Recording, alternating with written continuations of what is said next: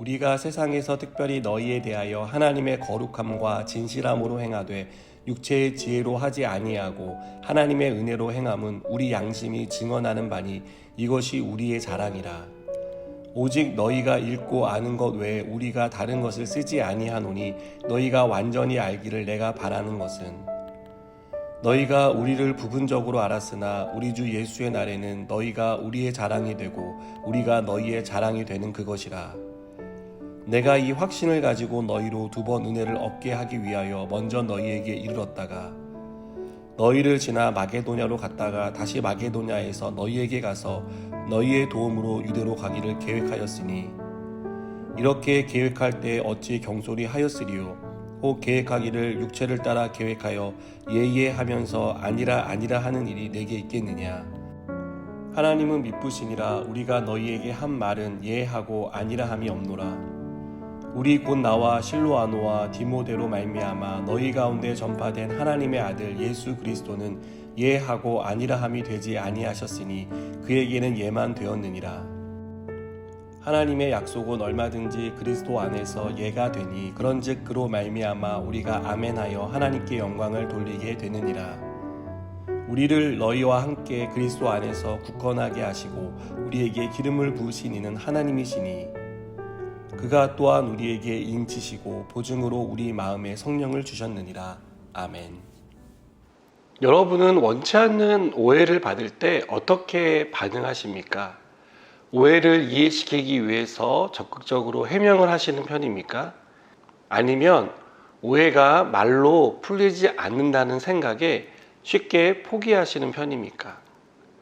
바울은 원치 않는 오해를 받았습니다. 그것은 바울이 고린도 교회를 재방문하기로 했는데 그 약속을 지키지 못했기 때문입니다. 고린도 교회 성도 중에는 이런 바울을 비난하는 사람이 있었습니다. 한편 바울의 사정은 이랬습니다. 바울은 고린도 교회 성도들과 은혜를 나누는 관계였고 또 더 풍성한 은혜를 나누고 싶어서 재방문하기로 약속을 했습니다. 그러나 하나님은 바울의 그 발걸음을 다른 곳으로 옮기셨습니다. 이런 사정을 모르는 고린도 교회 성도들은 바울이 약속을 어겼다고 비난했습니다. 바울은 이런 오해가 쌓이는 것을 원하지 않았습니다. 그래서 오해를 이해로 바꾸기 위해 편지를 통해 해명에 나섰습니다. 바울이 오해를 이해로 바꾸기에 취한 방법은 하나님의 거룩함과 진실함으로 그들을 대하는 것이었습니다. 사실 이것은 바울이 고린도 교회 성도들과 처음 만났을 때부터 지금까지 계속해서 유지해오는 방법이기도 했습니다. 바울은 변명으로 상황을 모면하지 않았습니다. 자신의 진심을 전달하기 위해 진실한 태도로 임했습니다. 여러분, 오해를 푸는 과정은 어렵습니다. 그러나 오해로 인해 상처받는 사람이 없도록 우리는 노력해야 합니다. 그리고 오해를 이해로 바꾸는 가장 좋은 방법은 진실한 태도로 임하는 것입니다. 절대 변명이나 회피, 자기 합리화를 해서는 안 됩니다. 바울은 하나님 앞에서 자신의 마음을 전달하고자 힘썼습니다. 그는 처음에도 그랬고 지금도 동일한 마음으로 그리스도에게 순종하며 사역한다라고 설명합니다. 자신은 겉으로 예라고 말하고 속으로 아니오 하는 사람이 아니라고 말합니다. 바울은 자신은 겉과 속이 같은 사람이며 그리스도의 명령에 언제나 예로 순종하는 사람이라고 설명합니다. 그것은 바울이 예수님을 삶의 기준으로 삼고 사는 사람임을 보여주는 것입니다. 하나님의 말씀에 언제나 예라고 순종하신 주님과 같이 바울도 언제나 주님의 말씀에 예라고 순종하는 사람이라는 것을 설명하고 있는 것입니다. 이것은 바울을 오해한 성도들을 이해시키는데 도움이 됐을 것입니다.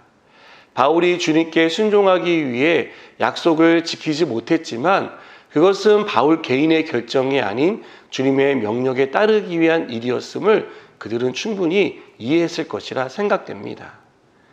여러분, 우리는 오늘 말씀을 통해 오해를 이해로 바꾸는 가장 지혜로운 방법은 하나님 앞에서 진실하게 임하는 것임을 깨닫게 됩니다.